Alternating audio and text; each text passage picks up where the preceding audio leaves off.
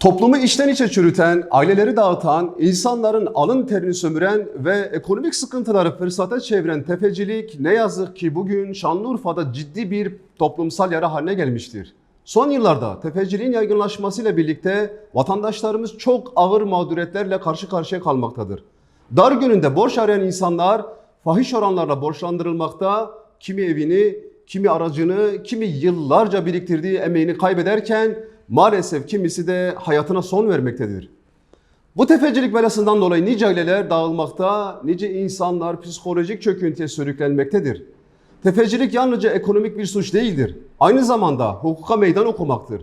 Devletin kanunlarının yerine bir takım şahısların kendi kurallarını koyması, kendi faiz düzeni oluşturması ve insanları bu düzene mahkum etmesi kabul edilemez bir durumdur. Bugün gelinen noktada şu sorunun açıkça sorulması gerekiyor. Devlet neden tefecilikle mücadelede yeterli sonuç alamamaktadır? Vatandaşın canını yakan, aileleri perişan eden, sosyal yapıyı bozan bu yasa dışı düzen neden hala varlığını sürdürebilmektedir? Hüdapar olarak diyoruz ki tefeciliğe ve tefecilere yönelik daha etkin denetimler yapılmalı, caydırıcı cezalar uygulanmalı ve mağdur vatandaşları koruyacak mekanizmalar güçlendirilmelidir. Ekonomik darboğazın yaşandığı dönemlerde insanlar tefecilerin insafına terk edilmemelidir. Burada bir hususun da altını çizmek gerekir.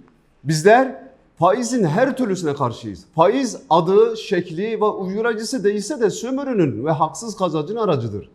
Toplumun huzurunu, aile yapısını ve ekonomik güvenliği tehdit eden tefecilik belasından kurtulmak için artık söz değil, somut adımlar atılmalıdır. Devletin temel görevi vatandaşını korumaktır.